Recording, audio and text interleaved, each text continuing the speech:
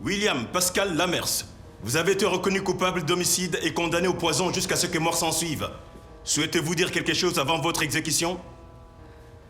À qui? À personne. Bon, que dit le règlement sur la durée des dernières paroles? Le condamné a droit à une dernière déclaration, et lorsqu'il a fini de parler, je dois faire signe au bourreau de l'exécuter. Bon, quand est-ce que vous savez qu'il a fini de parler? Quand il a fini de parler. Et comment vous savez qu'il a fini de parler? Quand il ne parle plus. Puis à 17 ans, je suis parti de chez moi et j'ai trouvé du boulot dans un petit théâtre. Comme acteur? Non, comme souffleur. C'est dommage. Vous auriez dû être acteur. Être sur les rings, c'est quand même mieux qu'être en dessous. Moi, à 8 ans, je voulais être boxeur. Ou bien alors elle jouait en me regardant et j'avais le sentiment d'être sur scène avec elle. Oui, mais vous étiez quand même en dessous. Ouais, j'étais en dessous. Elle dans la lumière et moi dans mon trou.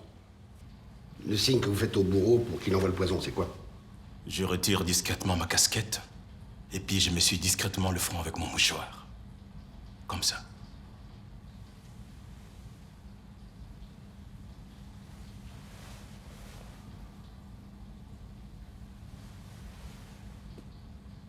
Ça vous dérangerait de me signer un autographe?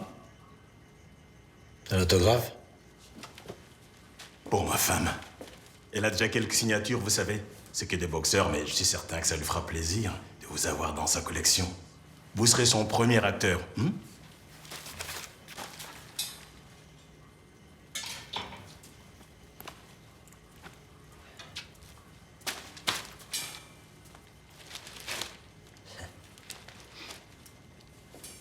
Elle s'appelle Maria. Faites une petite blague cochonne, elle aime bien ça.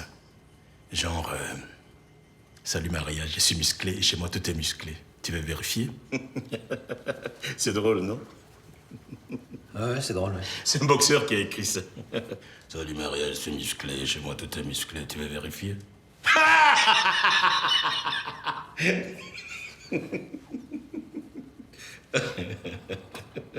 Voilà.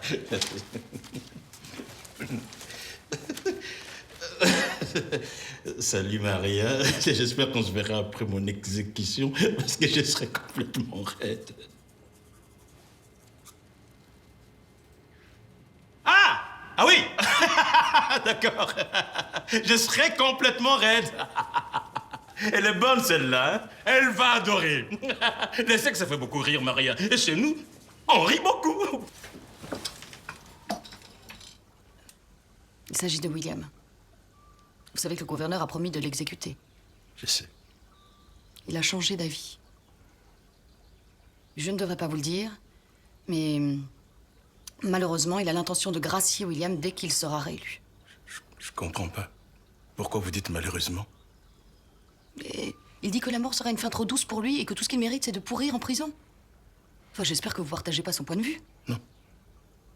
Mais être gracié, c'est quand même bien. Donc vous partagez son point de vue. Non, non. Mais vivre, c'est mieux que mourir. Qu'est-ce que vous appelez vivre, Julius? Être condamné à passer le restant de ses jours en prison? Seul? Comme un chien? C'est ça que vous appelez vivre? Non. C'est pourtant ce qu'attend William. S'il est encore vivant après le show de ce soir, il finira sa vie entre quatre murs. Pourquoi vous dites pas à votre patron de tenir sa promesse et de l'exécuter? J'ai essayé, mais sa décision est prise. Tout ce qui pourrait sauver William, c'est de mourir avant les élections. Aujourd'hui.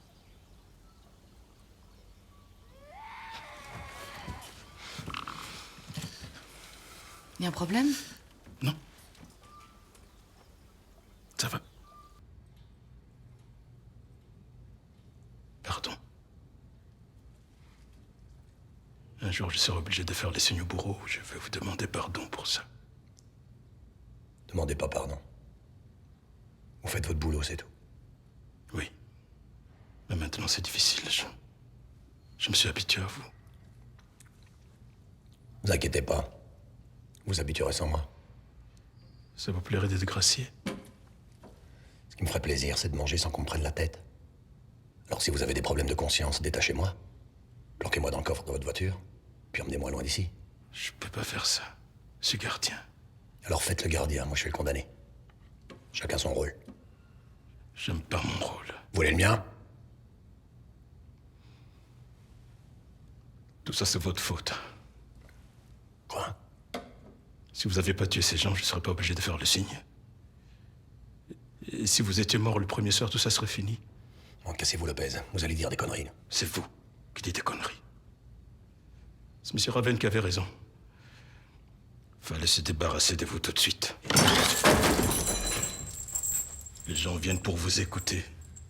Et tout ça, c'est des chiquets, des conneries. Tous les jours, on doit vous exécuter. Tous les jours, on fait semblant. Tu fais semblant, Lopez. Pas moi.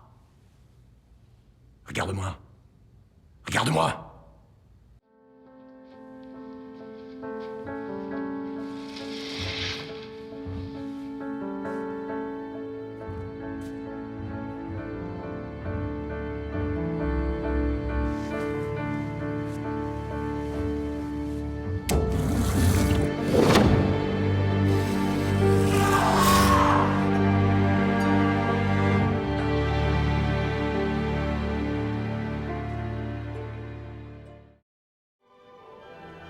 Mathilde, je te baptise au nom du Père, du Fils.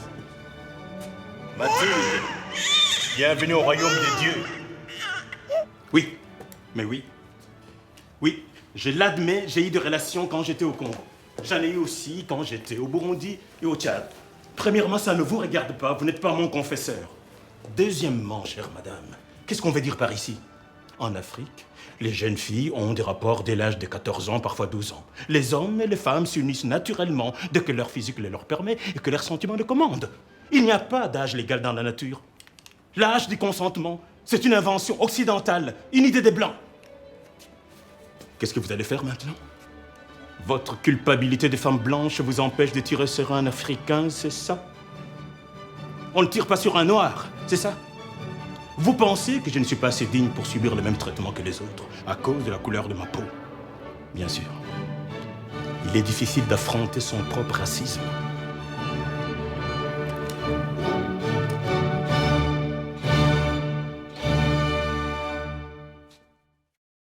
Jetez à terre cette inefficace douleur et considérez-moi comme père. Que le monde le sache bien, vous êtes de tous le plus proche de mon trône. Ce gracieux et spontané consentement d'Hamlet pose un sourire sur mon cœur. Je veux que le roi de Danemark ne boive pas aujourd'hui sans que les gros canons le disent en nuage. Mon crime est un fait.